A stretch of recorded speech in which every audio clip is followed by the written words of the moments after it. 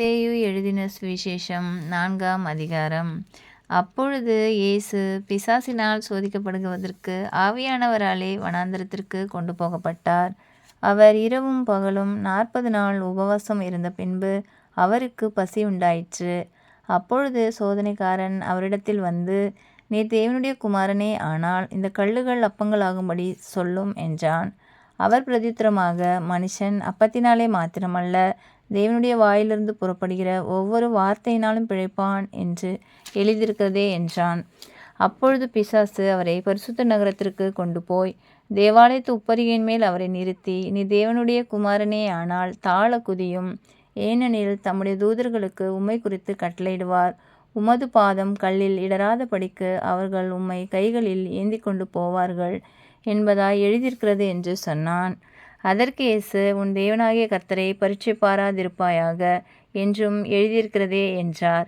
மறுபடியும் பிசாசு அவரை மிகவும் உயர்ந்த மலையின் மேல் கொண்டு போய் உலகத்தின் சகல ராஜ்யங்களையும் அவைகளின் மகிமையையும் அவருக்கு காண்பித்து, நீ சாஷ்டாங்கமாய் விழுந்து என்னை பணிந்து கொண்டால் இவைகளையெல்லாம் உமக்கு தருவேன் என்று சொன்னான்.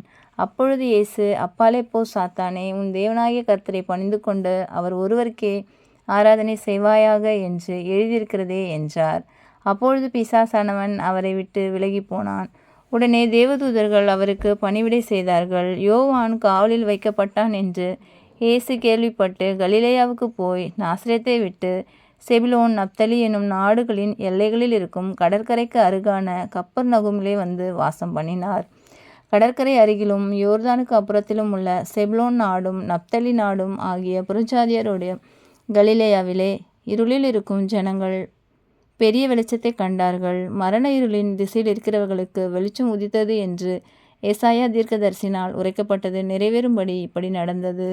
அது முதல் இயேசு, மனந்திரும்புங்கள், பரலோக ராஜ்யம் சமீபித்திருக்கிறது என்று பிரசங்கிக்கத் தொடங்கினார். இயேசு கலிலேயா கடலோரமாய் நடந்து போகையில் மீன் பிடிக்கிறவர்களாகியிருந்த 2 சகோதரராகிய பேதுரு எனப்பட்ட சீமோனும் அவன் சகோதரன் அந்திரேயாவும் கடலில் வலை போட்டு கொண்டிருக்கிற போது அவர்களை கண்டு, என் பின்னே வாருங்கள், உங்களை மனுஷரை பிடிக்கிறவர்கள் ஆக்குவேன் என்றார். உடனே அவர்கள் வலைகளை விட்டு அவருக்கு பின் சென்றார்கள். அவர் அவ்விடம் விட்டு போகையில் வேறே 2 சகோதரராகிய செபதேயுவின் மகன் யாக்கோபும் அவன் சகோதரன் யோவானும் தங்கள் தகப்பன் செபதேயுடனே படவிலிருந்து தங்கள் வலைகளை பழுது பார்த்து கொண்டிருக்கிற போது அவர்களை கண்டு அவர்களையும் அழைத்தார். உடனே அவர்கள் படவையும் தங்கள் தகப்பனையும் விட்டு அவருக்கு பின் சென்றார்கள்.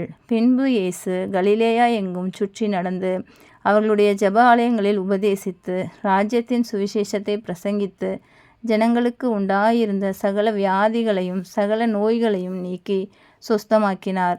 அவருடைய கீர்த்தி சீரியா எங்கும் பிரசித்தமாயிற்று. அப்பொழுது பலவித வியாதிகளையும் வேதனைகளையும் அடைந்திருந்த சகல பிணியாளிகளையும் பிசாசு பிடித்தவர்களையும் சந்திரோகிகளையும் திமிர்வாதக்காரரையும் அவரிடத்தில் கொண்டு வந்தார்கள். அவர்களை சுஸ்தமாக்கினார். கலிலேயாவிலும் தெக்கப்போலியிலும் எருசலேமிலும் யூதேயாவிலும் யோர்தானுக்கு அப்புறத்திலும் இருந்து திரளான ஜனங்கள் வந்து அவருக்கு பின் சென்றார்கள் என்றார் என்பதே. தேவனுக்கே மகிமை உண்டாவதாக. ஆமென்.